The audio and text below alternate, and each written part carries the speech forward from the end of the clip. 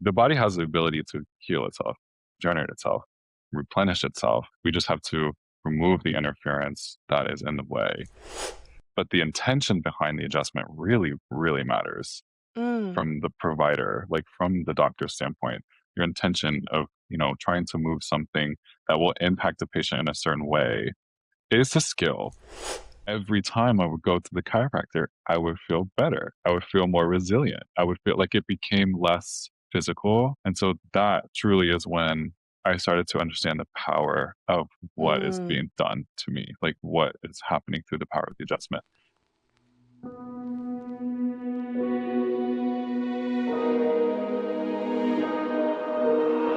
In wellness spaces, you usually hear people either talking about the body and the physical aspect of health, or spirituality and the non physical aspect of wellness.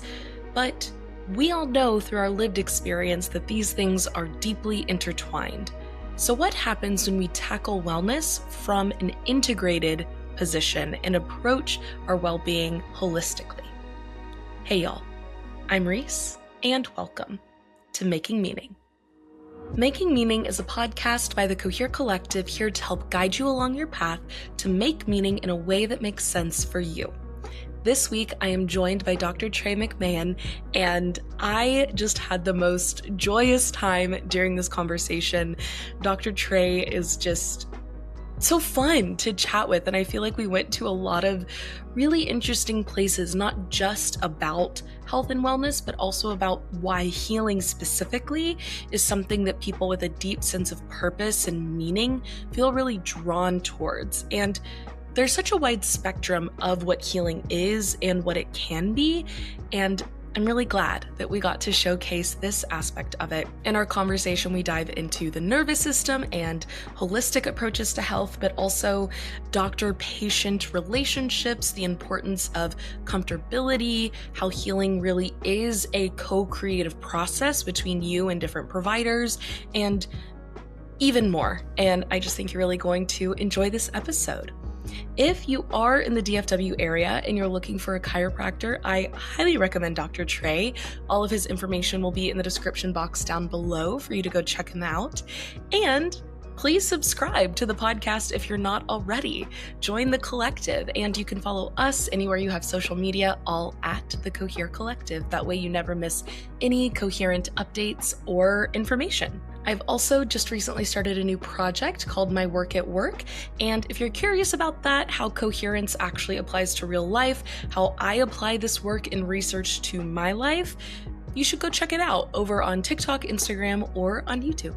Okay, that is all I have for y'all, so without further ado, let's take a deep breath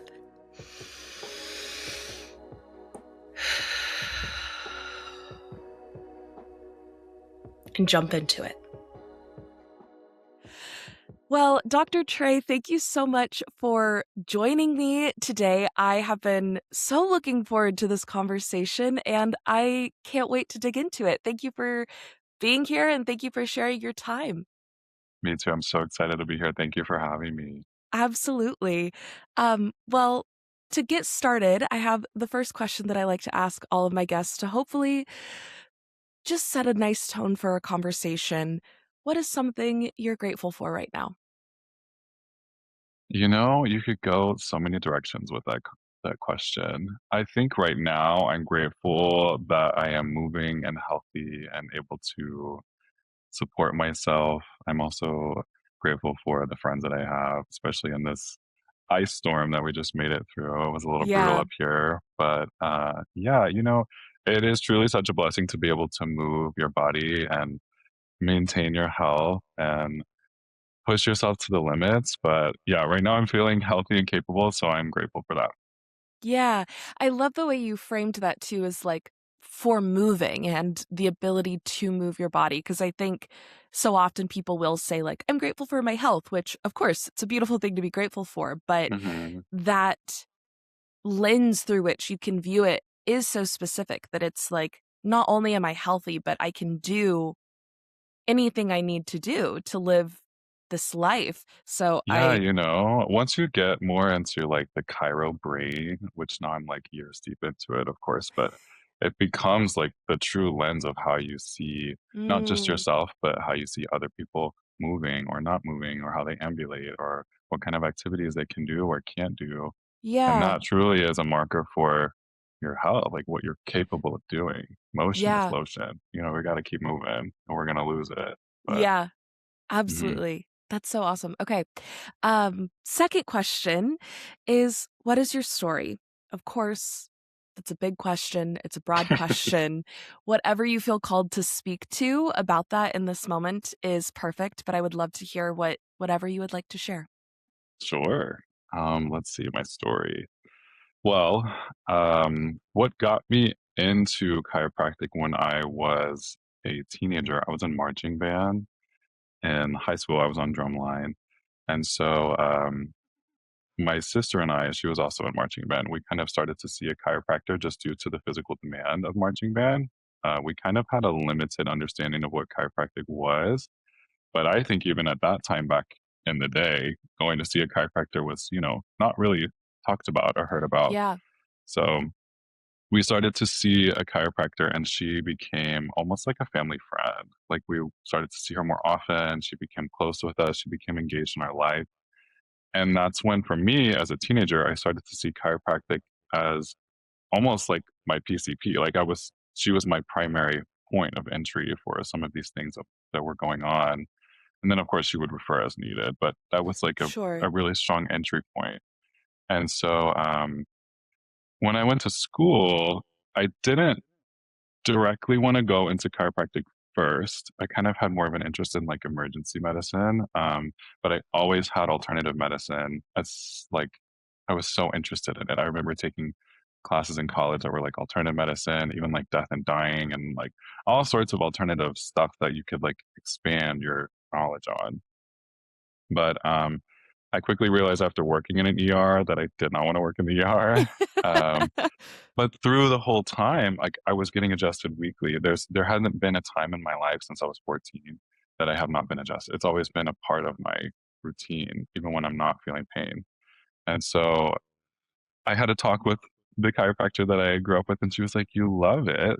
You would be so good at it because you have the experience of, like, being Yeah. adjusted so much, like, you should do that." And so, of course, the more I learned about chiropractic, then, of course, I went into school, and it truly is such a great, profound profession, and I think it's exciting once you get to talk about, like, the intersection between chiropractic care and mental health and nutrition, which is, kinda where I work, with Curious Functional Health, but um, it's great. It's been great. But so that's kind of like how I got into chiropractic and kind of like where I was pulled, where my interests lie. But I did end up majoring in medical humanities. So I got a mix of like philosophy, humanities, and then like the sciences to kind of get me a good foundation and how people heal because it looks different in Yeah. everyone. So that's how I'm here. Yeah, I love I love that. it. I didn't so of course I know a little bit about your background, but I didn't realize the medical humanities piece of this like educational hmm background, and that's so powerful to me because one of the things that I'm the most hmm fascinated about with Cairo and that I love about it is this intersection of mental health, physical health, and like the nervous system, right? That we know how deeply impactful the nervous system is for baseline stress, but also how that deeply impacts our bodies and our ability to move. Um, Yeah. Through your education in medical humanities, what sticks out to you as like this connecting piece between those two elements? Because I think now more than ever, people are waking up kind of to this reality that it's like there really is no difference between the mind, the body, soul, hmm whatever word you wanna use to describe the Yeah, everything's energetics. connected. Yeah. Yeah. What how do you like to frame that interconnection in your own kind of framework? Well, I take everything that you just said and I frame it and see it through the lens of just this is the nervous system. This is what your nervous system is. Everything is all in the nervous system. And so when you have the crossover between, you know, mental health and chiropractic care, it's still the central nervous system, which is the brain and the spinal cord. And so you have to think about your body is just this sensing being. It's just perceiving everything constantly at all times around you. Sight, touch, sound, all your senses. It's perceiving everything, pressure, temperature, anything that could potentially trigger the mind to think one way or the other, or vice versa. You have a thought that then you feel something. So everything is so tightly related. But I do think even when I was in undergrad and studying medical humanities, there still was this disconnect and understanding and the mainstream media of things that it's just so medical, Mm, and seeing something more holistic and alternative like chiropractic is just, people have this disconnect of like, how is that health, how is that like, right.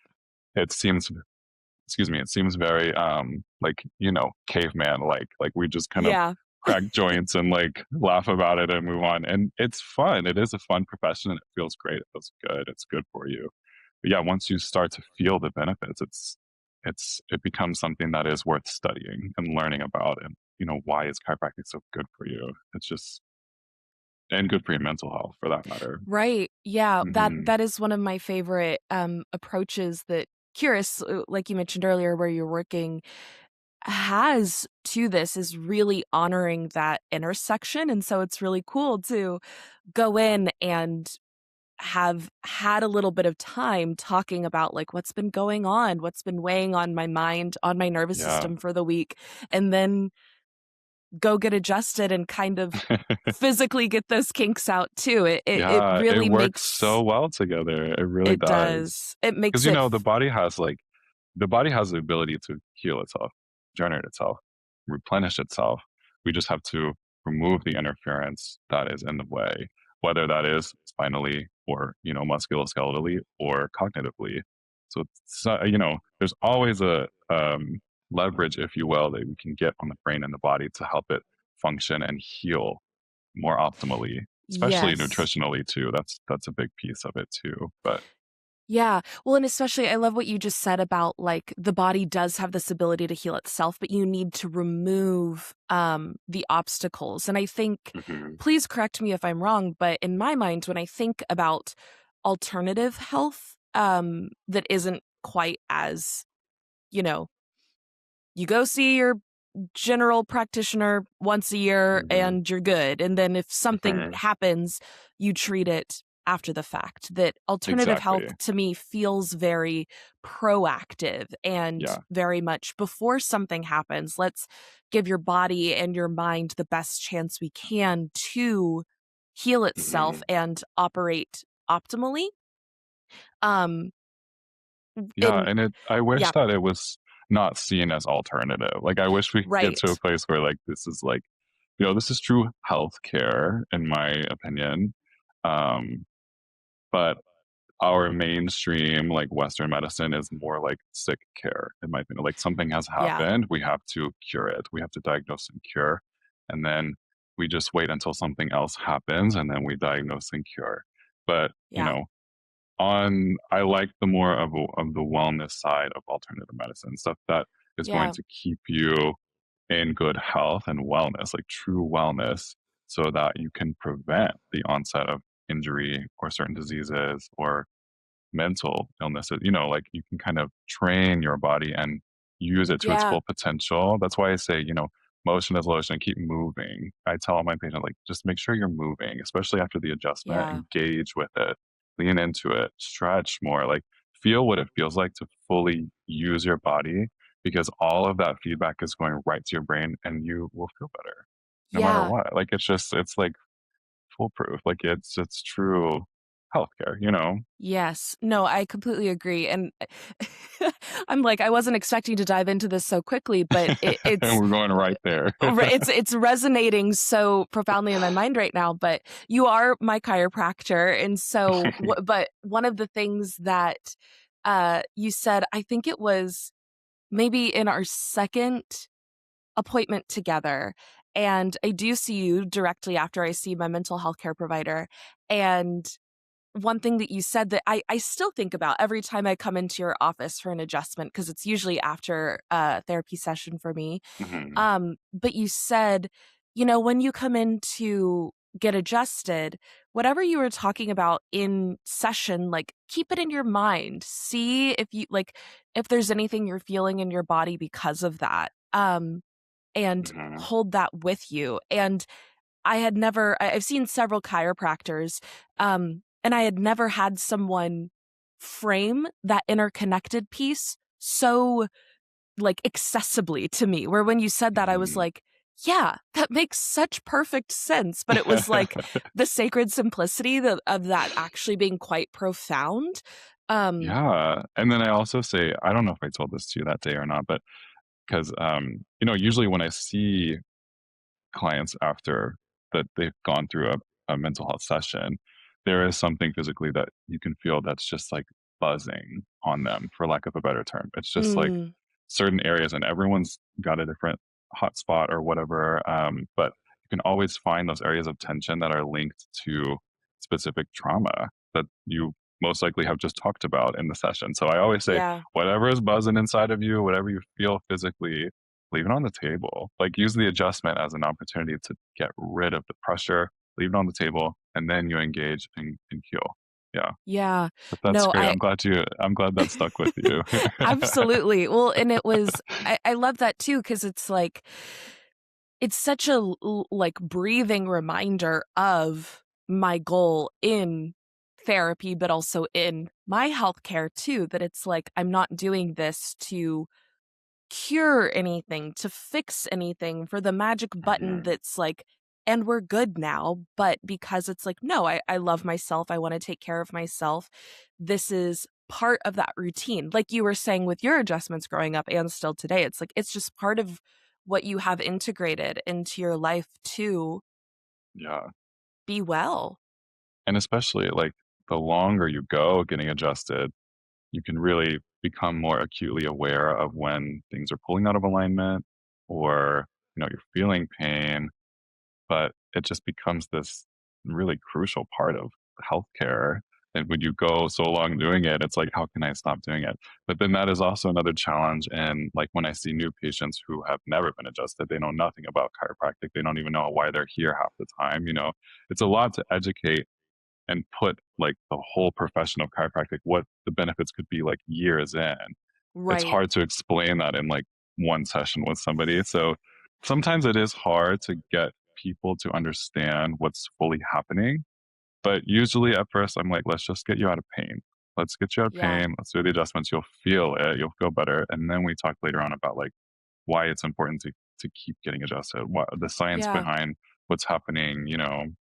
But Yeah, mhm, absolutely. I do think, well, I was about to say I would have to imagine, but correct me if I'm wrong, that the most popular reason for going in to see a chiropractor is probably pain, largely post car wreck, is like what for I sure. see. How do you go about like in one session trying to, prepare someone who's never experienced chiro before, and then once you get down the line with that person and you're like, this is a long-term, like, puzzle piece. It can be if Mhm. you choose to make it. H Yeah. how break that process down for us a little bit. Like, what does that look like? Well, it's tricky. It is tricky because you have to meet everyone where they're at. So if they Mhm. have zero knowledge of chiropractic or zero understanding of what they're even feeling to begin with, that is probably the hardest, worst case scenario, if you will. But somebody who's come in and been like, "Oh, I've seen TikToks," or like, "Oh, my friend or my family got adjusted," that's a little bit of a better foundation. Um, but I usually just frame it like, okay, you've clearly had some type of physical trauma. You're hurting from it. We use the adjustment to alleviate pressure. Musculoskeletally, we get you like, in a more rehabbed type, more stable Mhm. position to operate it. Um, and then I usually frame it as saying, it could take anywhere from like 12 to 15 visits to get you stable. Once we're at that point, you'll start to understand that it feels good. Like it feels Yeah. good to be adjusted. It dumps all these good like neurochemicals in your body. Like it makes you feel good. And so typically when people are scared or hesitant at first, I'm like, okay, I know this seems very intense. It seems very intimate, personal. We're literally in Yeah, each other's spaces, you know. Some people are more worried about how close you are with the chiropractor. You sure. know, that's a fear, especially, you know, women and men. You know, it just depends on the situation. Right, But absolutely. um usually, after a few sessions with people who are really hesitant, they start to relax a little bit more. They start to feel better. They're out of pain. And then they lean more into, okay, what is this about? Like, why does Mm, this feel so good? How am I sleeping better now? How do I feel less anxious now? Why is my yeah, GI functioning? You know, like they start to notice things. And it always happens. So I try to not say too much at first because everyone's going to experience chiropractic care differently.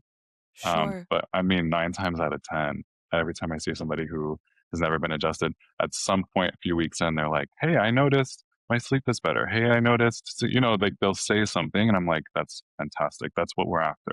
More than Yeah, just getting you out of pain. We want to. It's just like a true lifestyle change, and then we just keep going with it. It's a lot of fun." yeah. I That's love when it that. gets more like fun and engaging, and you can kind of like be more carefree and like explore a little bit more. Or at that point, they start to say, "Hey, well, you know, this part of my hip now is hurting," or like, "What can you, my foot's like, I'm noticing this in my foot." Like things start to come up, and it's like more like we can play a little bit more together and like Yeah, explore. That's when the relationship gets more in depth, and like that's why I love seeing patient, you know, long term because yeah. things just always come up. It's true. Mhm. Well, and I'm sure, at least for me, I'm like seeing a chiropractor like while you're moving or like post travel. It's like your body undergoes things. And so each session looks a little different. And even though you probably do have like your sticking points, like you said, that it's like, yep, there's this one spot that just always is a little Mhm. doing its thing. But Yeah. sometimes you walk in and it's like, well, this is kind of new. We can Yeah. tackle that and see what that means and how that feels. But it is so true that like it feels really good to get adjusted and you Yeah. feel so good after. And especially with having it post therapy session, I walk out of that office and I'm like doing a little jig It's to my great. car. Like it just Yeah. feels so good. What is the science behind like the endorphins that come in after? Because like we mentioned, we're trying to take away, or say we, you as the doctor are trying to take Well, away the no, it is blockages. teamwork. It truly is teamwork. You know, we gotta get there together for Yes, sure. yeah. Um, but in taking away blockages for your body to heal itself, what causes the endorphins to then come in, and how is that part of the healing process? Because I know another thing you've mentioned to me is like the benefits of an adjustment. It's not just the like 20 minutes when you're in session, but they Mhm. last like through your car ride home and like for a little Yeah. bit. So, That's why I always try to say engage the body as much as you can after the adjustment because you'll feel the emotion there that's unlocked once the pressure is released. Um, but you know, the more you move around, the more you keep your body like just rolling. Like you gotta just engage the motion, and then the body remembers that and strengthens that way. mm, But to answer your question, um, in like when the adjustment is actually happening, you picture like two bones that are stacked really close to each other, and they have a disc in between them, and it creates joint space around it. But there's pressure that's building up in between the joint. So whenever you're relieving the pressure, it's literally like opening a pickle jar for the first time. It pops. It's like a negative release of pressure.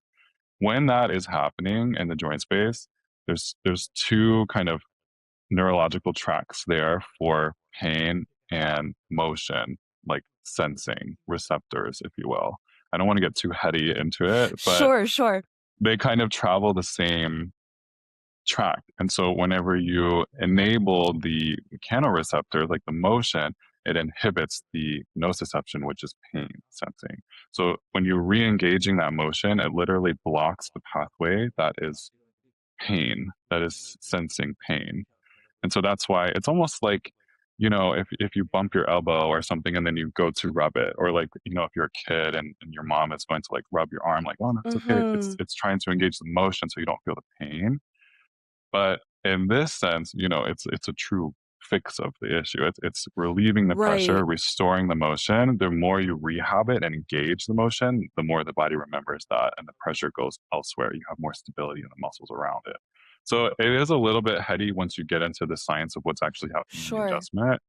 But yeah, that's why, and that's just Yeah. one joint space. So when you have your whole spine adjusted and extremities, if you go to an extremity chiropractor, you feel great. You're Yeah. like your brain is like, "What is pain? I feel amazing," you know? Yeah. But it also switches your if you're in a state of fight or flight mode or, like, sympathetic overdrive, it switches you into what we call parasympathetic state, which is like rest and digest. So if you are experiencing like, let's say you came out of a therapy session and you're experiencing, you know, a little bit of fight or flight after talking about something, that's usually what I mean when I try to get patients to tap into it, tap into the feeling so that you can let it go on the table. Mm. So I love this dynamic at Curious of working with mental health and chiropractic, especially that bridge. I know there's nutrition with it as well, but working directly with seeing patients that are coming directly out of session is really profound. Really, really Yeah. profound. Well, and I even like the visual of the pickle jar because it's like if something has been trapped up, it's like I know I've had therapy sessions where it feels like I'm just dumping a whole jar of my bullshit all over the ground. Yeah. And it's like, well, here we are. And then to like physically have that mirrored in your body, like that really is just such a profound image. And it's like, well, we need to like physically release that too.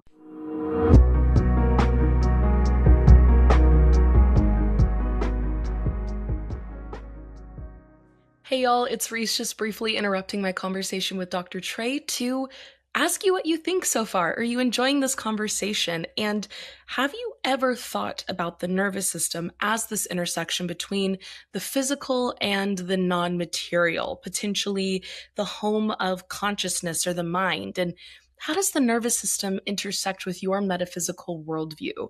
Since this conversation with Dr. Trey, that's something I've been thinking about a lot, and I would love to know your thoughts on that in the comments down below or over on Instagram or TikTok, wherever you may be listening or watching. Also, if you are not subscribed yet to Making Meaning, definitely click subscribe wherever you are listening or watching. Leave us a like, a 5-star rating, and a review. These are all the very, very best ways to support the show to help us continue creating coherent content. And share this with a friend, a family member, or a loved one that you think may enjoy it. I find that sharing these podcast episodes are a really great way to start cool conversations with people in your life. So if you're looking to cultivate a bit more meaning, that's also an awesome way to do that, that just so happens to help a girl out. So, okay, that's all I have for y'all. Let's get back to the conversation.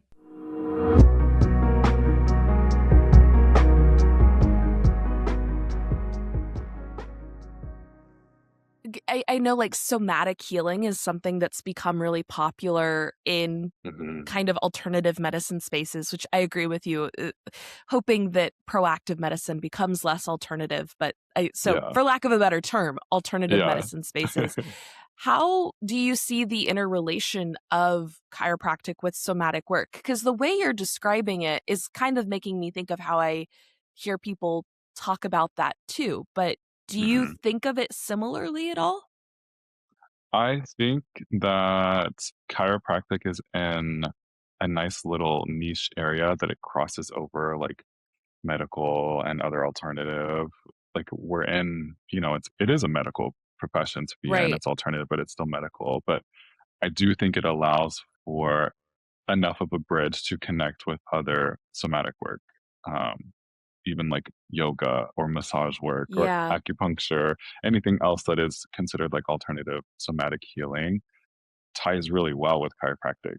I do think that chiropractic goes a little deeper Mm, than a lot of other somatic work. I mean, massage work is strictly just for muscle release. right. Acupuncture is for fascia. You know, chiropractic is more for the joint space and the nervous system, like direct pressure off of the nervous system. So I do think chiropractic has a little bit of like a deeper impact, in my opinion. Sure. But again, everyone is healing differently because some people don't respond well to the chiropractic adjustment and they respond better to something like acupuncture, something that's like less, you know, physically like moving, Yeah. you know, so it just depends person to person, but I do think that there is a really nice connection that you can have if you were to integrate chiropractic and massage therapy and Yeah, acupuncture, whatever other type of somatic work that you like to do. totally. That And if makes a lot of anything, it sense. might Yeah. even like enhance. Like if you're doing Right. one thing, you bring in another one, it just enhances. There are some patients that I see that it works better if they also get massage work done at least like once a month so that we can get a little bit more Yeah. motion. So just you get everyone's different. Yeah. You find your Mm, recipe that works for you. One thing yes. that's coming up for me too, because a little bit earlier in our conversation, you mentioned how this kind of framing of sick care versus health care is very much like a Western approach to medicine, right? And even just now in talking about like more somatic practices like acupuncture, yoga, like these are very Eastern Hmm. practices. And like Chinese medicine is very much labeled as alternative in the Yeah. West.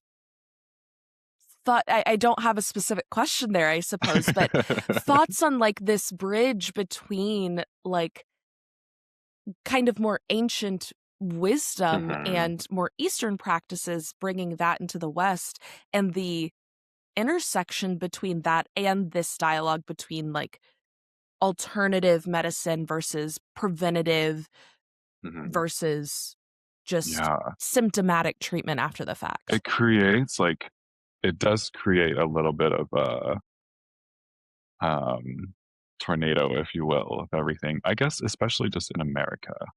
America is so, we are a hodgepodge of different cultures, different opinions, different views, different bodies, different everything. And so I think whenever you look at other countries, not only are they most likely eating healthier, cleaner Right. food to begin with, but they have a different viewpoint on what healthcare is.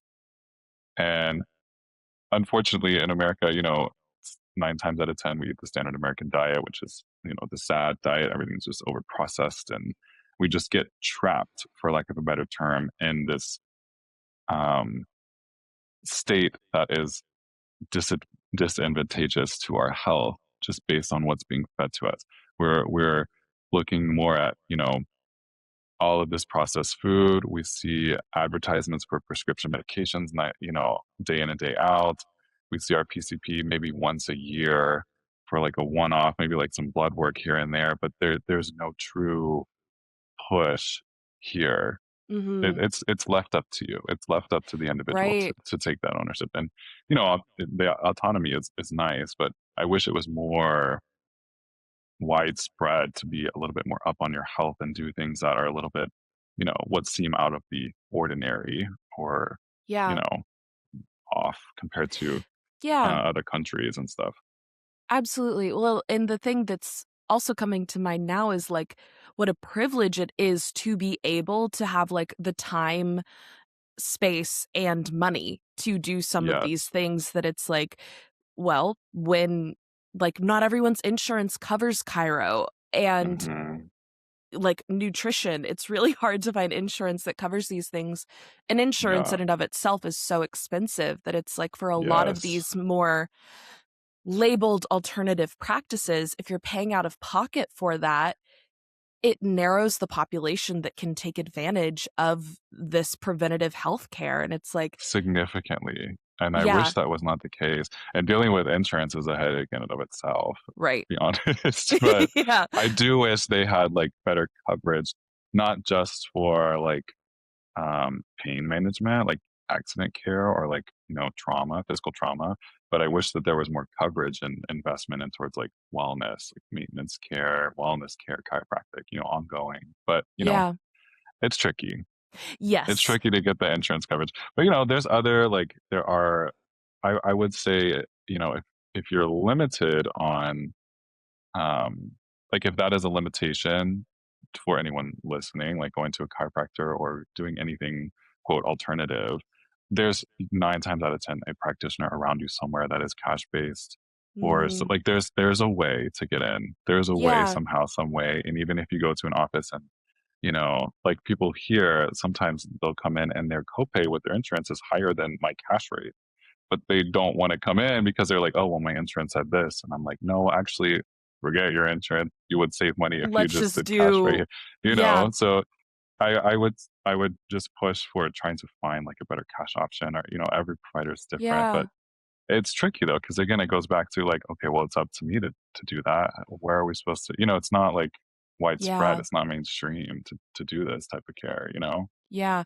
Well, and that goes back to this like labeling of it being alternative. And one word that you used earlier that I have been thinking about as we've been talking is like people may think of it as like kind of a caveman thing. Cause like if you've seen a Yeah. TikTok or something and it's like this like larger man is leaning over this person and like twisting Yeah. them and like the push or whatever.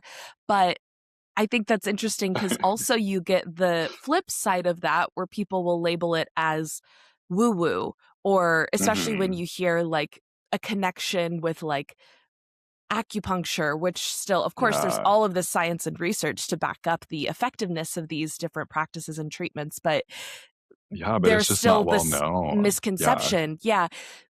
Where do you land on I also saw something the other day that I just love that was like, is it woo-woo or is it an ancient practice that has been done for generations that we're Yes. just now rediscovering in the West? Yeah.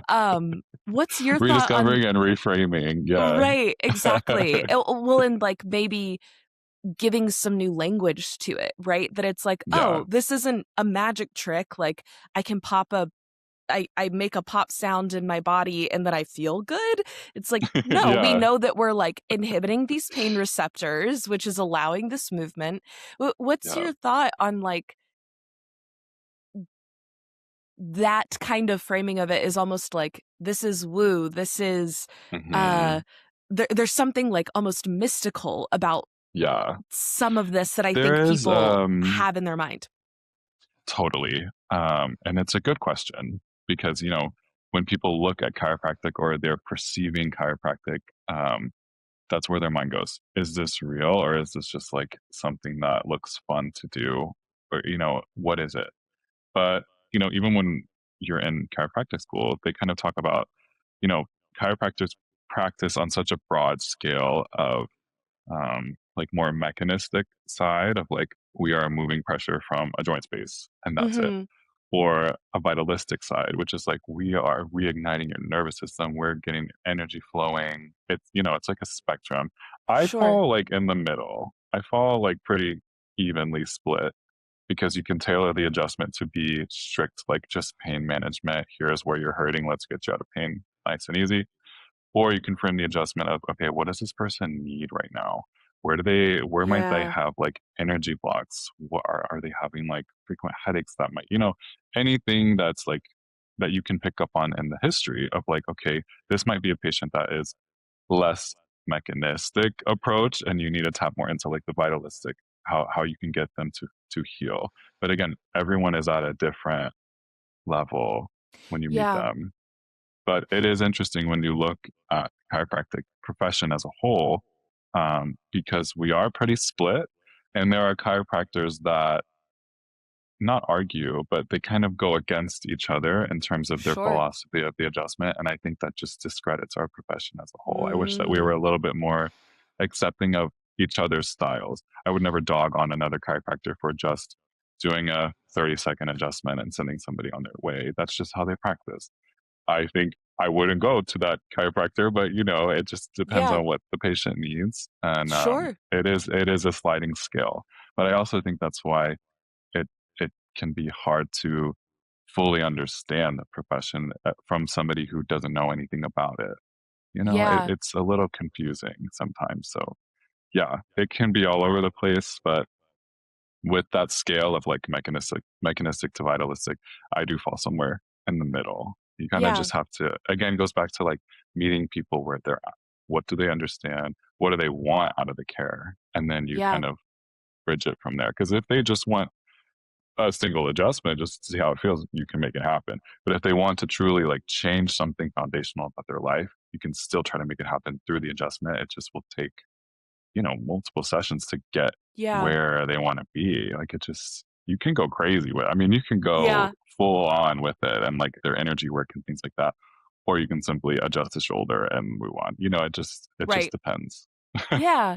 Totally. No, I love that. And I love what you said too about supporting different styles within the profession because that is something I see a lot online. Like I do, I love ASMR, and there is like absolutely this like chiropractic ASMR like overlap in my Yes, YouTube I love algorithm it. now.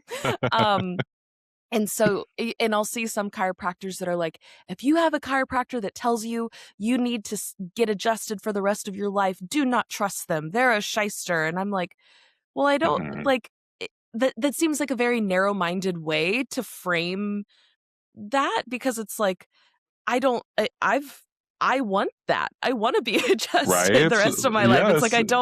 I don't think they're selling me something that is like snake oil. Um Yeah. and it's interesting to see like also some chiropractors that it's like how much do they incorporate like body work into their practice and massage and Yeah. things like that. And I've heard some chiropractors say like that's the most important part of what I do, and I'm like, well, that seems like such a specific take that might Mhm. not be wrong for you and your practice and the clients that you see, but like you said, the nervous system piece and actually opening up the joint, Mhm. it's just different. Um, Yeah. what And then, do you? like, Yeah, at the end of the day, like, the adjustment is the adjustment. Scientifically, what's happening, it's still going to happen regardless, but the intention behind the adjustment really, really matters mm, from the provider, like, from the doctor's standpoint. Your intention of, trying to move something that will impact the patient in a certain way is a skill. So if a provider maybe doesn't have that depth of knowledge or the depth of understanding of the power of the adjustment, they might lean towards the general like insurance quote understanding of the adjustment, which is okay, we've got you 3 times a week for a couple of weeks to get you out of pain. Once we get you out of right. pain, that's it. That we've done the job, that's it. But the true benefits of chiropractic more like holistically are long term, are Yeah, integrating the care long term. So if you're a provider that thinks like, okay, well, we've got you out of pain, that's what chiropractic does, we're done. Like all you need is a few sessions and you're done. Then that's fine because you have accomplished your goal of getting out of pain. right, It's great. right. You did the job. But it just depends on your perception of what we're Yeah. doing. I I'm so fascinated by what you said about like the intention behind the adjustment mattering. What do hmm you mean when you say that, and why do you think that does matter? Well, it's a little heady, but I guess I'll just speak for myself. I don't want to speak for Sure. any other chiropractor. But, when you're setting up on a patient or even just resting your hands on a patient, you can sense so much from them, not just from muscle tone or like heat, temperature, asymmetry. And so, like, you're scanning for static positioning first. And then you can like kind of lean in and do what we call motion palpating, like you're kind of feeling the spine, how it's moving or not moving. And you want to make it move. But the intention behind the adjustment comes from, okay, let's tap into what is most obvious on the patient first and figuring out a way to structure the adjustment that will help the integrity of the system open up in that spot. So sometimes the order of the adjustments matter. Like if I start with your neck, or if I start with your low back, or if I start jumping in with the mid back, it just depends on where the tension is, and it's different on Mm, everybody. So actually delivering the adjustment where and in what order is intentional. But then actually, per adjustment, delivering the impulse matters because if you're setting up on an area that's really, really tight and like holding so much tension, your speed of the adjustment has to be able to push right through it as if it's not even there. But if you're setting up on something that's more malleable, more soft, less tense, you won't need as much force. So it's what we call tone matching, like setting mm, up and tapping in, but you have to really be vigilant. You have to be aware of like, yeah, okay, if I try here, how does that feel? Like how much force am I going to need? And then it just depends on body type and how much tension, how much stress they have that day. Like if you really factor in all of these like, I don't know, biopsychosocial things into the right. adjustment, it really it becomes deeper. And so if Yeah, you're not tapped in as a provider doing that, it will change it will change the way the patient feels in the end. yeah. Truly. Wow, Mhm. that makes so much sense when you break it down like that, but it's like you said, it's almost an infinite number of factors, but of course, because it's the human body, which is like the most complex machine that exists. So it's Yes, like, it's incredible. It's incredible. yeah. Well, what even as you're talking and like we've used some words like energy, which of course is a scientific term, but of course can be used in this more like woo-woo kind of space as well. Mhm, Um, but obviously you approach this from a very grounded scientific background. mhm, How much in your mind, like, because even hearing you talk, it's like there is a slight overlap to how I hear some of my friends or other people we've had on the show in the past that are like Reiki practitioners that talk about like yes. energy with that. How much do you view that style of healing as a part of your work? And do you think that it is basically because, like you're saying, like you can even just like sense certain things when you put your hands on someone. Mhm. And I Yeah, think any human being has like given someone a hug and you're like, oh, something's off. Or like if you get a yeah, hug and then all of a sudden you just start breaking down when you're in the yeah. hug, it's like Something there is released. right. It's like we all kind of know this like truism that like of course you're sensing something, but it's like Yeah, non-material, but at the same time there is this scientific basis. How much do you view yourself as like an energy worker, energy worker, yeah. even I if I it has this like nervous system foundation that like it's yeah, not yeah. I don't want it I to ever discredit the science of what you're doing in my question, no, but totally. I think that, the science is there for what it is. I think that yes. you can enhance the adjustment with, like, a little bit of this energy work, but I don't know, that's not something that I'm consciously doing Mm, per se, but I do think that it is happening, and it's funny because I have actually seen a Reiki provider, like, myself, mhm. and I thought that session was very interesting because, I mean, she barely had her hands on me, Yeah. but I sure as hell got off the table feeling different, like, Yeah, I don't know what that is, I don't fully understand Reiki, through and through.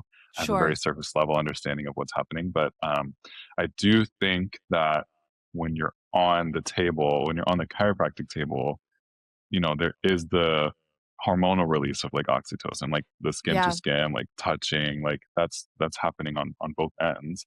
But I think I don't know. I think that just trying to tap in and like structure the adjustment in a way that is best for the patient is something that I guess would be considered energy work. You're Mm, working with where they're at, where their energy is at, and how do you manipulate it yeah, in my mind through the spine first, but like right, through the whole nervous system, like to a state where they are quote in flow or like resonating like fully right. like to their potential. And how do you Yeah. know when you've reached that state too? It's because there are sometimes when I'll adjust somebody and I'm like, man, it really feels like there's something else that there's cooking in there and they're not Yeah. letting go of, or like I haven't found yet. That's why I like to see people again and again because it's just like Mm, you never know what you're going to learn from them. But to your point, I think there is definitely a layer of what you could consider energy work mm, on top of the yeah, mechanistic part of the adjustment happening. totally. Well, and I'm even thinking about like how we have a better scientific understanding of like the chakra system absolutely aligns with what we know about the nervous system, right? And Hmm. how deeply intertwined the science is with these like ancient concepts too. I do want to switch gears a little bit and ask you about so I know you mentioned of course you started seeing a chiropractor when you were young. Hmm. Why do you what about this practice but also just like healthcare and being a provider in general fascinated you enough to like dedicate your life thus far to this Mm. work, to healing other people. What about this medium that you've chosen for healing and healing itself like resonates so strongly with you? Hmm. I like how you said medium. That was great. Um, well, I think for me, I started getting adjusted. I think I was 14 or 15, somewhere around there, which side note, is a great time to start getting adjusted through puberty, through adolescent. That is a great time to get adjusted. But I think for me, I had a really physical understanding of the adjustment of like, okay, I'm carrying these heavy drums. Of course, I should try to set my spine up for, you know, better posture, Right. especially as I'm growing. Like I understood what was going on. But then even after the 4 years of drumline, I still continued to get care. And I noticed getting into college, I experienced a lot more anxiety and, lots of lifestyle changes. And Yeah. every time I would go to the chiropractor, I would feel better. I would feel more resilient. I would feel like it became less physical. And so that truly is when I started to understand the power of what is Mm. being done to me, like what is happening through the power of the adjustment. And so and it was around that time where I started shifting gears of like, do I do emergency medicine? Do I do chiropractic? And I was like, no, Sure. this feels right. This feels like something that I would want to be in for the rest of my life. Mm. But I think it was that. I think it was like a personal impact on my anxiety, my mental how Yeah. chiropractic was impacting my mental state. And that's when I knew it was something deeper. But I think it's again, that's one of the hardest things to explain Yeah. to somebody that, has no idea what's going on. It's tricky. It's really Yeah. tricky. Especially with like you said, I mean, 14 to being in college is like 6 years. Like that's a Mhm, long time to be getting treatment and feeling the effects on your body long term that it's like, "Oh, I'm starting to have this different understanding." It's like to explain that to someone without them having that experience is like, mhm. how do you even begin to like impart like share an experience with Yeah. someone? And you really can't sometimes. Like, there are several conversations I've had with patients where I'm like, okay, I don't think I'm ever going to get you to understand. Not that that's always my goal, because then it can feel almost like culty of like, no, Mm. you have to do this, like, Yeah. but it sucks sometimes not getting the patient fully there to the understanding. But I will say, when I started like through school and I started actually adjusting people, I thought it was fun. To the point earlier of like cavemen, it felt like in school whenever we're learning adjustments, like, oh, this move, this popped, and everyone like celebrates, but then we do it on somebody else. Like we just it's like fun when you're watching it. Yeah. But then again, it's like it's truly something substantial on the nervous system when you can adjust that. Mhm. But I didn't fully start understanding that as a provider until I did my internship at the VA, the Dallas VA.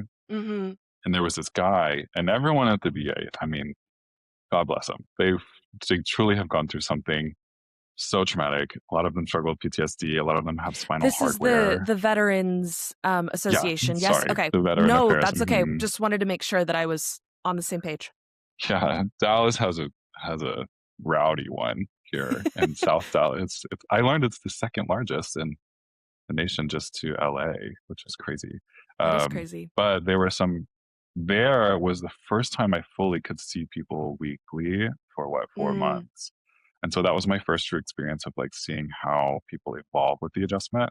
And there was this one patient in particular who he had gotten into some helicopter accident. Like he fell from a helicopter and he had these really, really, really intense back spasms. Like if he were to move in a certain position, it would take his breath away, and he would spasm for Ugh. like 2 3 minutes, and then it would go away.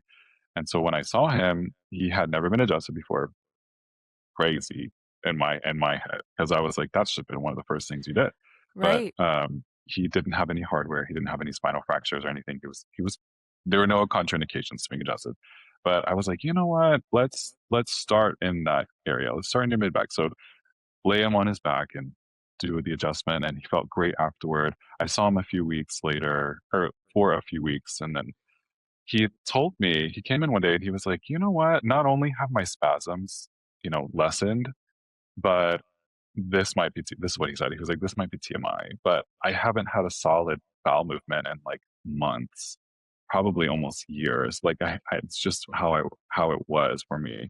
And then he started having like more solid bowel movements after having like a month of care, probably 5 6 Wow. adjustments. Yeah. And so I was like, okay, this is really profound. So I don't know in his case if it was like opening up that nervous communication to his gut, GI motility, Right. or if it was taking the pressure off of like his back muscles so that it was like allowing other things to, but it could be so many things in that situation. Totally. But that was one case where I was like, okay, this can be really Yeah. impactful in a way that we didn't talk about his GI function and the history intake. Right. We didn't touch on any of that. It's just something that he came up as a byproduct of the Yeah. adjustment. It's Well, crazy. and I wonder how many effects like that have happened that patients might not share. One, because not everyone might feel comfortable talking about their bowel movements, but I'm like, what a True. gift that he shared that with you. Yeah. But two, that like they might not even piece together that Hmm. is, because it seems it's not like this direct correlation, like, oh well, A plus B equals solid bowel movement. It's like, Yeah, but what have I changed about my routine? This exactly. thing, there has to be a connection there. So it just makes Yeah, me think, like, not just this one patient, but how many people have yeah, probably had these other experiences that it's like you might not even know that yeah. you've done It's so something like that for cool. someone. Yeah. Honestly, it's so cool. Being a healthcare provider and someone who clearly cares so deeply about your patients, not just in their health, but like even in the way that you talk about, like, you're connecting to that person, and there is something about like the safety that you provide for people when they're Mm. in the room and on the table, and the like communication and education piece of everything. What do you think it is about you that has drawn you to that level of care as a human being? Do you think that this drive to heal is something that has Mm. always kind of been a part of you, or is it something that you grew into? How do you conceive Ooh, of that that's a good aspect of question. yourself? It's a great question. I think it's something I grew into, but I think it had a lot to do with like my own personal trauma Mhm. of like, there's things that were in my childhood and like relationships and all sorts of things that were also triggering and pressing to me in my life. Mhm. But I saw how impactful chiropractic was in helping me manage some of that. And so Mm. I think I might just have a little bit of a deeper understanding of like how impactful the adjustment can be. And I want Yeah. to make sure to try my best to show up in that way, even if I see a patient that might not be fully there mentally in that moment or like Sure. just trying to move on with their day. Like, even if they're not fully present, I want to make sure that I'm present. But I Yeah. think that just comes from trauma, to Yeah. be honest. Sure, Like sure. trying to be there, trying to show up for the patient and like do my best. But I think too, it is about making sure that your own energy is in check first Yeah. before you approach the table as a healthcare provider. And I will speak to all other healthcare providers because there are some chiropractors that I have experienced the adjustment from who I can tell they're stressed about something. I can tell they're thinking about something. I can tell they're worried about moving on to something else. You can sense that. It's almost like, if you get a massage and somebody's not fully present, you Yeah. can tell.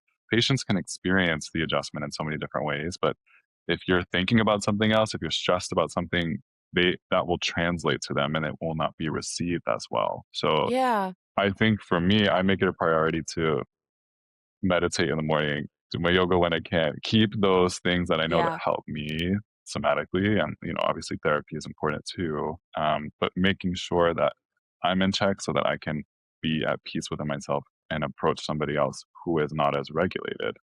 And there are Yeah. some days where I feel dysregulated and it's a struggle to get there like I want to, but Mhm. it can be really heavy sometimes, but Yeah. yeah. Everyone has their good days and bad days with that, and it is such a, like, a higher call, like, to be like, I've chosen a profession where I need to be hyper regulated to treat Yeah. dysregulation. But it's like, Yeah. well, on those days, my compartmentalization skills have to be great Yeah. if we can't like dive into that. Because even hearing you say like you've been adjusted by someone that's like, and I know you're not fully with me right now, and especially with like the fear that exists around chiropractic with certain people, Yes. especially if they're not familiar, I'm like, I wouldn't want someone anxious going anywhere near my Yes. neck. Not at all. No, you really don't. And Yeah. to your point earlier of safety, I think that that is one of the main pillars of getting a great adjustment is feeling safe. Mm, If you're putting your hands on somebody, I mean, first of all, that's already grounds to feel unsafe in any right. way, again, especially if it's like, man and woman, or, certain people that don't like the other gender touching them, or certain Hmm. people have religious Well, things that they don't, and speaking to trauma, like if you have an experience or something that's going to make yes, that more triggering or activating. yes. I think that feeling safe is a huge part of the adjustment. And I kind of learned to do what we call like a talking adjustment, like feeling, reporting out loud. They're being face down on a table, you can't see anything. You feel it's such a vulnerable state to be in, or to ask somebody to relax into, especially if you're Yeah. just meeting them for the first time and they're about to get an adjustment, something they've never experienced before. Yeah. It can be very intense. So I think allowing for like safety in the room, creating a safe environment, that's Mm. huge. That's so huge. Mhm. Yeah, absolutely. Well, and even one thing that I talk about with my journey through therapy is like one of the most healing parts of my journey through therapy has been like having a long sustained relationship with my therapist that is a safe relationship. Like that has almost Yes. retrained my nervous system to believe that it's like, no, you can have a safe, healthy relationship with someone. And even when you feel like you are irredeemable, having someone create that safety and still say, you are good, you are worthy in spite of that, like just the Hmm. consistency of that is so healing. And I would have to imagine that, Yeah. like, that is absolutely something you're creating too, is a consistent safe space that it's like, if that's the one time a week that someone has to relax and let go, like, that's the one time a week that Yes. all of those blockages, to use your language from earlier, can hopefully Hmm. be removed a little bit. Yes. And there's another layer too, I just thought of too, because through mental health, like cognitive behavioral therapy and chiropractic care, they both encourage neuroplasticity of the brain. Mm, So it's kind of like putting your body in the best, like most optimal state to rewire itself and heal itself. So again, I love the dynamic of mental health and chiropractic together. I think it is mhm. truly genius.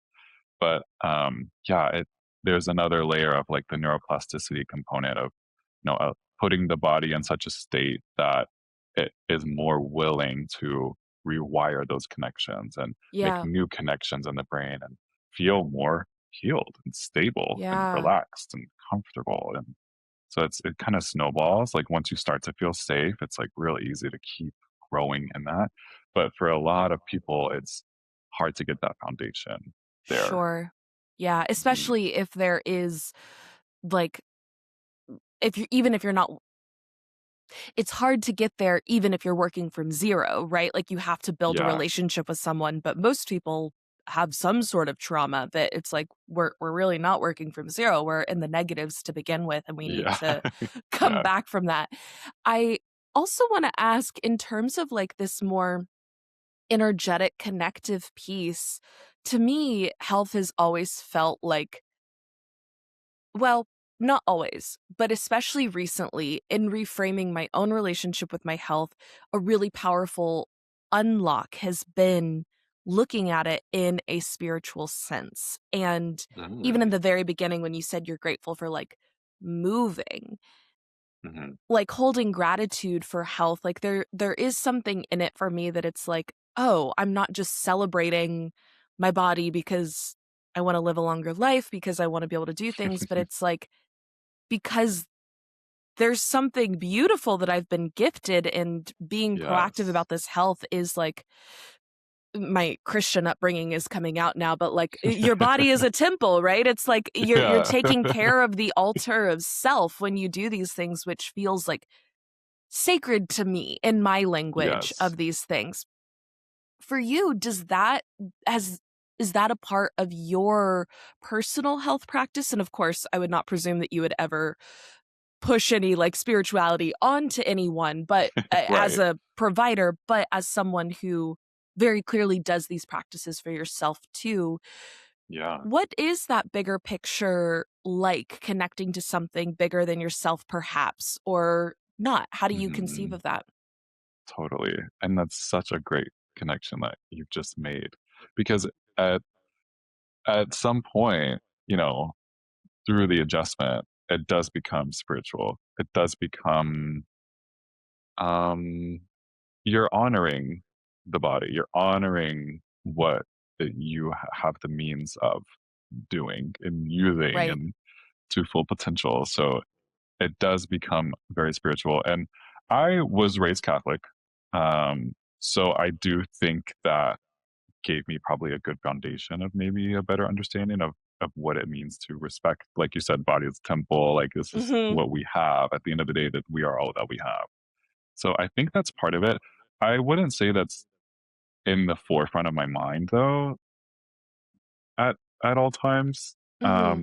But when I am on the table getting an adjustment, I do tap into something spiritual. I wouldn't say it's like the Catholic upbringing or like, you know, Jesus and God. Like I wouldn't go so far as to say all of those like trigger words, but there is something spiritual happening on the table. And I think Mm. if you allow yourself to like let it flow and that just really enhances Yeah. how you feel, especially as the viewpoint of like honoring the body, uh, um, removing interference from the body. Like it does become something spiritual that you take into other activities that might enhance that spirituality. Like if you take that and you go and meditate, or if you take that and you do yoga, or if you take that and you do like a spiritual retreat, it can enhance how the Yeah. body flows in that sense.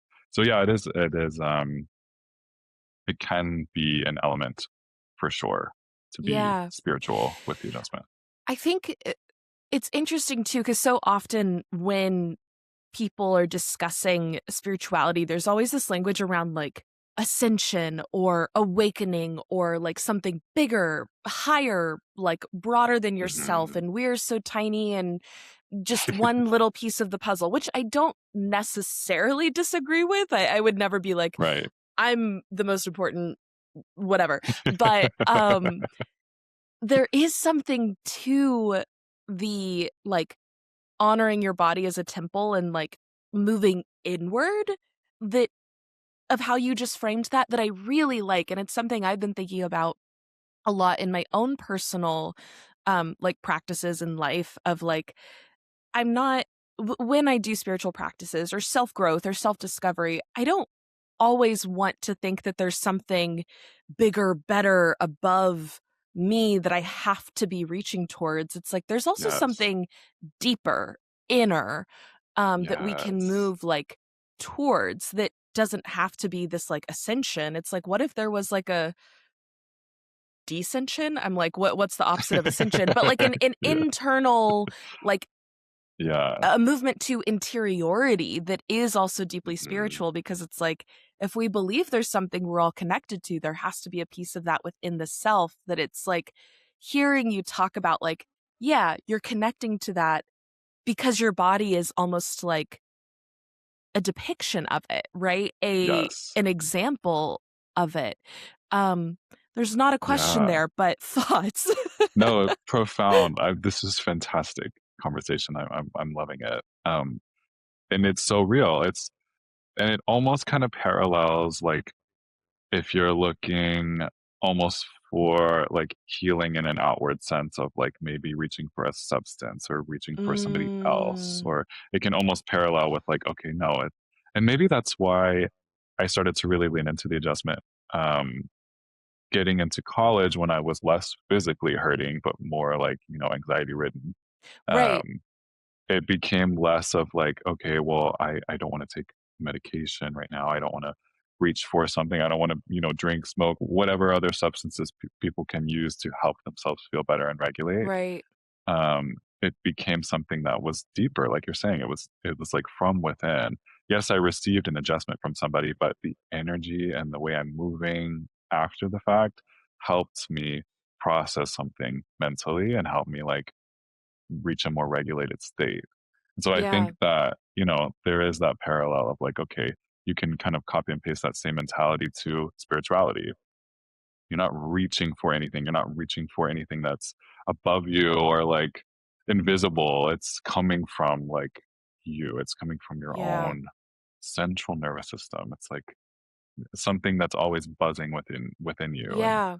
how you can like tap into the energy flow and manage, it's crazy. It really can Yeah. be so deep. Yeah. With that, so my philosophy brain is now kicking on, and I'm like, okay, this is so interesting actually to think of, because I'm a big proponent of like, uh, Arthur C. Clarke has this quote that magic is the word that we use. Oh, I'm going to completely butcher this quote, but essentially that like magic is the word that we use for like unexplained science, right? Mm, And even like talking about earlier, the nervous system aligns with like the chakra system, right? And it's so easy to be like, oh, well, the chakra system is just like energy, like what's that? But it's like, yeah. well, no, that we have science to back this up. I don't consider myself like a full materialist where I am like, oh, everything about the human can be completely described by like just our like atoms and Hmm. cells. However, there is something really cool about like the complexity of the nervous system and that being a piece of like, is that this like piece of, for lack of a better term, like God that would be within Right. you? What do you Yeah. think about that? Do you think of this like really complex highway as kind of that? Is there something non-material, or do you think that it is like, again, for lack of a better term, explained by that system? Well, I think that it's your life force. Mm, And so if if you look at it through that lens of, your central nervous system, your nervous system is your life force, not just what's perceived, but what's controlled. And so the adjustment helps relieve or, remove interference. Cognitive behavioral therapy removes interference.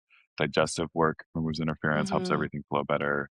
So it does get to a point that it is spiritual, in the sense that I think it awakens more of like a power within yourself. Yeah. Like you feel more energy, you feel like Yeah. more awake, even if it's just your body moving more and you feel like you can do more things. That Yeah. changes your whole life force and like your power that you carry. So it can definitely be spiritual, almost like a spiritual awakening in some sense. I have Yeah. had plenty of people on the table who they'll start crying after an adjustment, or they'll feel Yeah. really happy, or they'll start laughing a lot. It's a clear shift from how they're entering Right. versus how they're leaving. So it's, to me, just to, water it down to like, okay, we moved a couple bones around, like it's so much Yeah. deeper. So I love that you're bringing this up, this Yeah. spirituality concept of the adjustment, where it's tied to, or it's coming from. But I Right. would argue it's more of like an inner knowing, like a life force, like a Mm. power. I think that's how it I really I like feels. the language of life force, because it's like, well, what is like kind of powering your life? And I think that it's like, well, of course your body is such a vital part of that in Mhm. every sense of the word vital.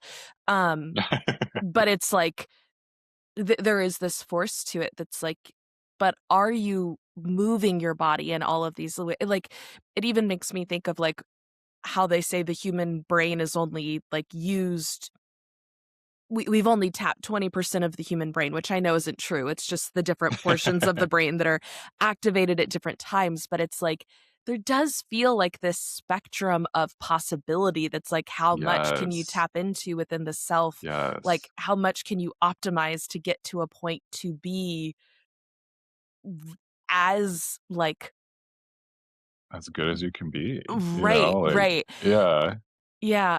totally. Um am also so with all of this and helping people do this, do you resonate with the word purpose? And if so, does this work feel like that for you? Because it is also like a very giving back, like healing, giving of yourself piece. And to take something that, like, clearly this resonated with you so profoundly because it was like, this is changing my life, like through experienced trauma, having anxiety. I have reached at least a certain level of healing, which not that that journey ever stops, but now I want True, to but help other people with that, right? That it's like I've reached a yeah, level where I can walk the path beside people.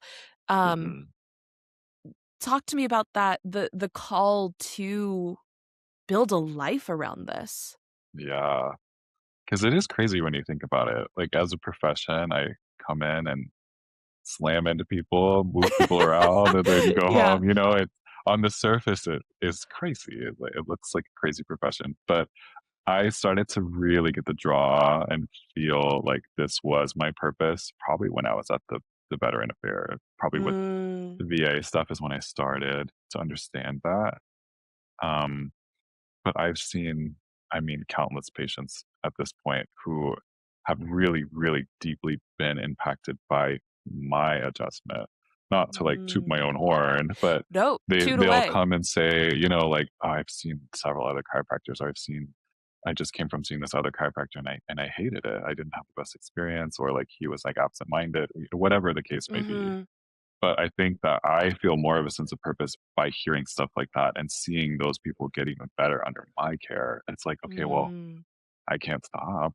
I'm not going to stop doing this, Yeah. And I would love to be 75 doing this. Like, I don't really want to picture myself retiring. I think it's too special. And especially as we're entering a whole new age of like AI and nothing is real anymore. And Yeah. I think the adjustment, that hand to body, like contact, moving and awakening things, I think that is so special. And I think that it's Yeah.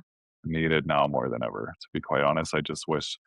I wish people weren't as scared. There's a really big fear of the adjustment that I've Mhm. encountered, especially as of late. I've seen a lot of new patients and they're scared. Like they just already have this like fear of the adjustment. And I know obviously where it comes from is like, there's like these crunching sounds and like that's coming from my body. Right. What's going on? Like, don't touch my neck. It's a Yeah. fear of like wanting to protect yourself, but really, I wish the fear wasn't there because after the adjustment, that's like the best thing that you could do Yeah. in that moment. It's like switch your body into a more relaxed state, feel the Yeah. movement, like awaken something within yourself. So the fear component is always a struggle. Mhm. Well, not always, but it can be a consistent struggle meeting people. Um, Sure. Yeah. yeah.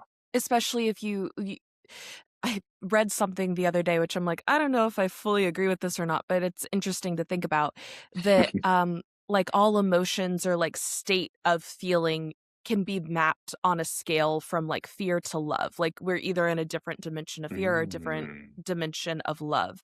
And ultimately it's like, well, if that's true, we're trying to get closer and closer to love, and if you're in that state of fear, it's almost like you're adding in more blockages to what we're yes. trying to remove, and it's like, okay, well, now we have another barrier that we have to remove that isn't just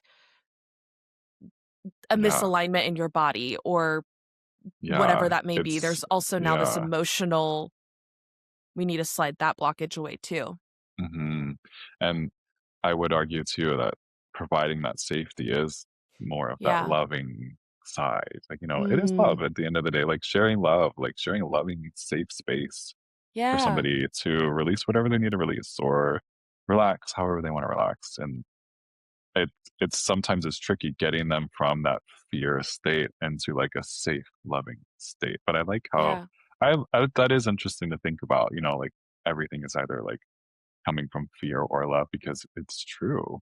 In Yeah. some component, there's some Right. truth there, Yeah. Mm, I think because, of course, you can like get into the complexities and nuances of all the different little feelings, but it's like on some mhm, level, if you boil it down, it's like anger really is just fear of something, and like betrayal is fear of something, and like excitement like is love of it's like there very much yeah, is a truth in there. mhm, So kind of last question before we go into closing out. sure. Um with this question of purpose and feeling like, yes, this is my purpose and I can picture myself doing this forever, does it feel like chiropractic specifically, or is there something a little bit more general that is like healing specifically? Or Mm, like when you think of this is my purpose, what is the this you're talking about? mm. Well, I think I think it is chiropractic Mm, for sure, but if if I wasn't able to do chiropractic or if I wasn't able to do this type of healing, for sure some other type of somatic mm, healing, maybe even Reiki energy, it's something yeah, that's like, I think there's something there that is I need to use that tool, that skill set, and like yeah, have it always be on. I feel like if I ever were to not do something like this or something like somatic healing, um, it's almost like a muscle that would just like waste away. mm, And it's sad because, it's a great muscle to have, it's a great skill to yeah, have, and helping other people learn that, it's all coming from within. So how do we right, tap in and open you up a little bit to help guide you on the right path to like yeah, healing? Because it's not going to get you there overnight. Like with single adjustment's right, not going to probably do anything for you, like spiritually or energetically, but you might feel a little bit better. But yeah, it's just it's yeah, I think it is chiropractic that is my purpose. But if it was mm-hmm. not, it for sure would be some kind of somatic healing in other sense. Sure, a relation Mhm. to this, like, well, correct me if I don't wanna project words onto your description of your purpose, but it sounds like some connection to this, like, mind, body, soul kind of, Yeah. union that is Mhm. that skill set that you Yeah. have.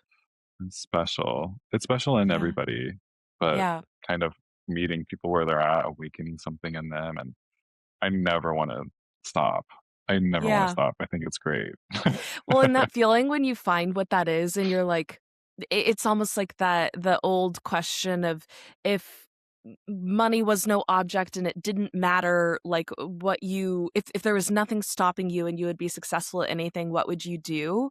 And when you Mhm. find that and it's just like, well, I can't do anything Yeah. else now. Like this Why is would you it. ignore that Yeah. calling within yourself? Yeah. Yeah, I Mhm. totally agree.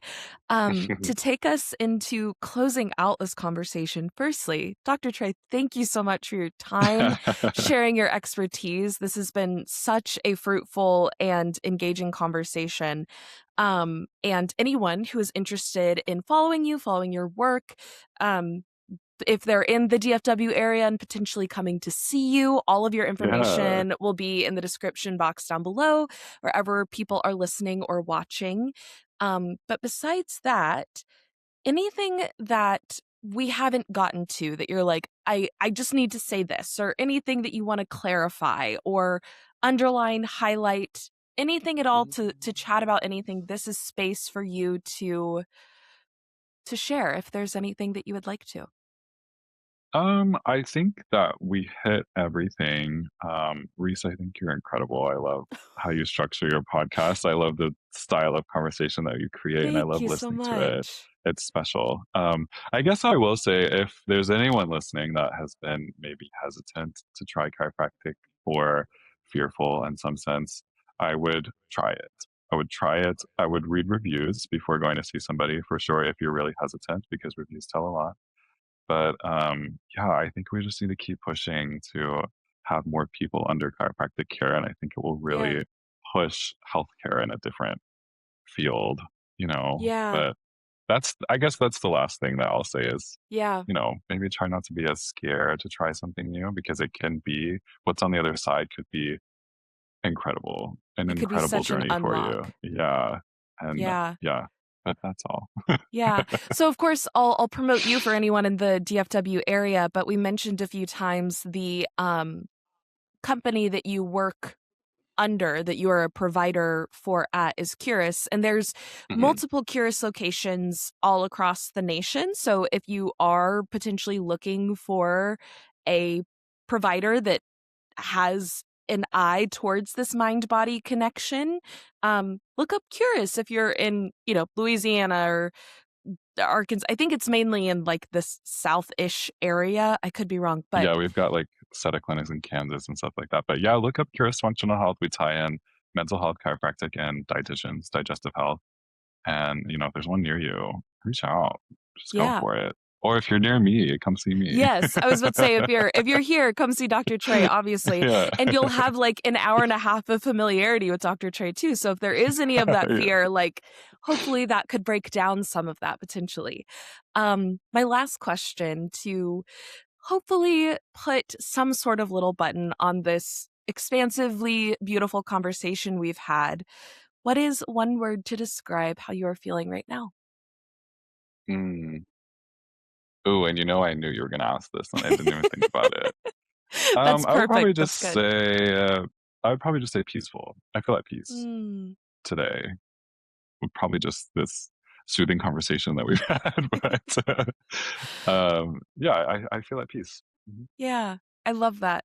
Dr. Trey, thank you so much. One, for being a wonderful chiropractic provider for me, for removing the blockages in my nervous system. But again, thank you so much for your time and sharing your expertise. Again, if anyone is in the area and they would like to see Dr. Trey or wants to follow along with his work, all of that information will be in the description box down below.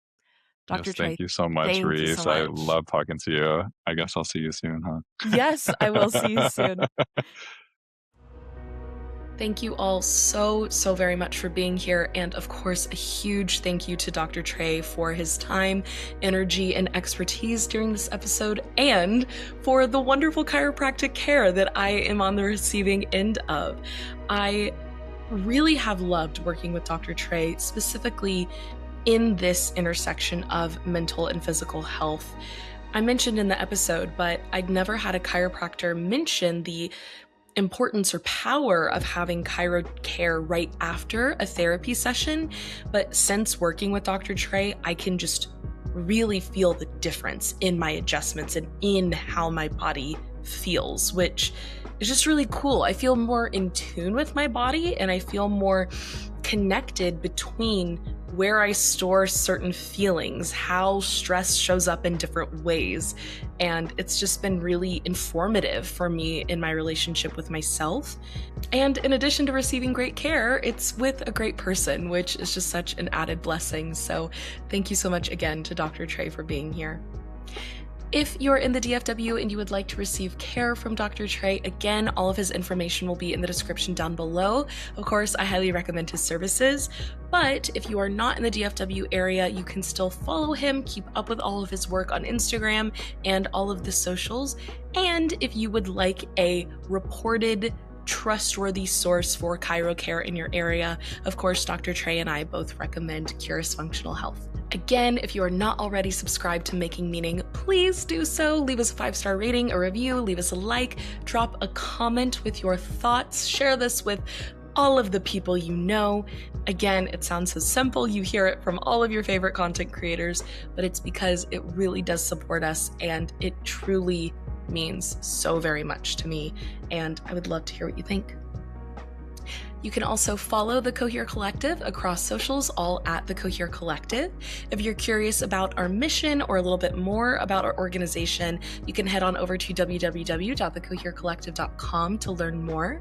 Over there, you can also book one-on-one sessions with me for tarot readings or purpose coaching. Over there is also where you can subscribe to our newsletter, where you will stay up to date on all things coherent happenings and receive some coherent inspiration in your inbox. Also, I have just recently started a new project called My Work at Work that is really a vulnerable new foray into exampling, practicing, and living coherence out as myself for myself, authentically and loudly and boldly, and I'm really excited to be on this journey. I'm also anxious to be sharing so vulnerably online and with so many people in my life, but I think it's going to be really special, and I would love if you followed along and shared in this experience with me. Right now, I am feeling amused is the word that came to mind. I just finished having a conversation with my dad where we were debating essentially mereological nihilism, and and my dad made a few dark and stormies for himself, and at the end of the conversation I was just really chuckling at how at the state of my life that at 10 o'clock on a Monday I'm having a silly conversation with my dad about philosophy, and what a blessing it is to live this life and to be here and to experience it all. And seeing my dad debate philosophy while a little tipsy is rather amusing. So, feeling amused. Thank you all again so very much for being here and for being my favorite part of making meaning. And as always, I hope you feel like you are living more coherently. Until next time, love.